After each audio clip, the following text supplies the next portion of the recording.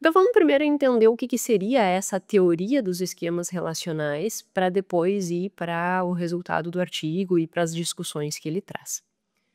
Primeiro eu quero que tu olhe para tua vida e perceba, que todas as associações que tu faz, né, elas vão ser muito pautadas numa necessidade que todos nós seres humanos temos, que é a necessidade de pertencimento. Quando nós olhamos para a teoria de autodeterminação, nós entendemos que existem 3 pilares básicos de necessidade: a necessidade de pertencimento, a necessidade de competência e a necessidade de autonomia. Pertencimento: a que grupo eu pertenço? Eu me sinto parte desse grupo? A questão de competência: eu acho que eu dou conta de fazer aquilo que eu me comprometo a fazer, né, eu confio na minha capacidade, na minha competência, e quando eu confio na minha competência, isso aumenta a percepção de autoeficácia. E autonomia: eu faço aquilo porque aquilo efetivamente é valoroso para mim, tem um significado para mim, ou eu faço aquilo ali por motivação extrínseca, né, então quanto mais autonomia nós temos, significa que nós temos mais motivação intrínseca. Eu faço algo porque eu vejo o valor efetivo naquilo, aquilo é valoroso para mim, independente das motivações extrínsecas. Então esses são, 3 aspectos que movimentam muito a nossa motivação, que movimentam muito as nossas necessidades. E um desses pilares é justamente a questão do pertencimento. E aí, o que é discutido na teoria dessa estrutura, né, de esquemas relacionais, é que justamente dentro desse pilar de pertencimento, eu sempre vou ter aqueles que pertencem àquele grupo e aqueles que não pertencem, que estão fora do grupo, né. O o livro Comporta, esse do Sapolsky, ele diz, e isso ficou muito disseminado, que é o nós contra eles. Então, tudo aquilo que pertence ao meu grupo, eu defendo com unhas e dentes. Tudo aquilo que não pertence ao meu grupo, eu tenho repulsa e eu vou defender com unhas e dentes o meu grupo, doe o que doer em relação ao grupo externo. E isso vai moldando muito como que nós nos comportamos. Só que isso vai além da relação, isso vai para tomada de decisão de consumo.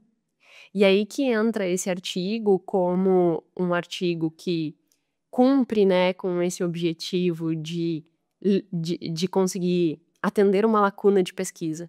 Por quê? Qual é a lacuna de pesquisa que ele diz? É exatamente essa. Então já existe uma compreensão muito sólida de que as pessoas elas têm essa necessidade de pertencimento. Existe uma teoria que desenvolveu esses modelos relacionais, só que nós não sabemos se esses modelos relacionais, eles influenciam nas decisões de compra, ou nas decisões de como que eu vou usar meu dinheiro. Portanto, esse estudo tem como objetivo compreender exatamente isso. Como que a origem do teu relacionamento, ela vai influenciar nas tuas decisões de compra. E que origem de relacionamento é essa? Aí nós temos que discutir essa teoria dos esquemas de relacionais, né, que ela subdivide as nossas relações em 4 tipos. E eu achei muito interessante, inclusive não tinha, conhecimento profundo dessa teoria. Ele diz que nós sempre vamos buscar e vamos estar estabelecendo um desses 4 tipos de relacionamento, e a hipótese é que, a depender desse tipo de relacionamento, tua disposição de comprar, tua disposição de gastar o dinheiro vai mudar. Quais são esses 4 tipos de estrutura de relacionamento? A primeira dela é o compartilhamento comunitário. Que é o compartilhamento comunitário? É esse senso de efetivamente tu pertencer àquele grupo. Que grupo? Principalmente tua família. Em que o dinheiro, por exemplo, ele é compartilhado, ou deveria ser na maior parte das famílias, né. Existem famílias que se estruturam de uma forma diferente, que dividem, né, efetivamente, é o meu dinheiro, o teu dinheiro, a gente paga as contas dividido e é isso. Só que isso não é a forma mais adequada do ponto de vista científico para conseguir colher bons resultados, mas óbvio que tudo tem exceções, né. Mas, a grosso modo, pertencer a esse grupo significa que existe um compartilhamento comunitário, em que o dinheiro atende às necessidades da família. E aí saindo dessa relação, casal indo para a relação filhos, isso é indiscutível, né, um pai e uma mãe, eles vão atender às necessidades do filho com o seu dinheiro, então aquele dinheiro ele é compartilhado. Existe um pertencimento àquele grupo, um filho olhando para o seu pai e para sua mãe, ele vai entender que que o pai e a mãe eles vão, de certa forma, né, por um período subsidiar a vida daquela criança, e que este subsidiar a vida daquela criança tem um peso diferente. Então, o primeiro grupo que nós pertencemos é o grupo da nossa família. E esse é um grupo que tende a ser mais importante e mais relevante, porque ele vai além do simples fato de pertencer, mas ele também adentra no aspecto afetivo, da importância que aquele grupo vai sinalizar afetivamente para você. Então você vai olhar e vai dizer assim: afetivamente isso aqui é muito valoroso para mim. Afetivamente eu olho para isso e penso: nossa, eu tenho um apego maior porque isso representa fazer parte daquele grupo. Exemplo, né, que não é diretamente relacionado à família, mas o fato de que construiu-se uma unidade, né, de uma turma que estudou dentro de um mesmo grupo ali, né, e que se estabeleceu por vezes um vínculo muito afetivo, por vezes isso pode levar, né, a essa percepção afetiva. Mas nunca vai chegar ao ponto da família. Por quê? Porque eles se reuniram por um outro ponto relacional, que é o que nós vamos discutir daqui para frente. Então isso é muito interessante, né, porque o ponto de partida principal será efetivamente os nossos relacionamentos familiares, que eles são tratados como relacionamento comunitário, tá?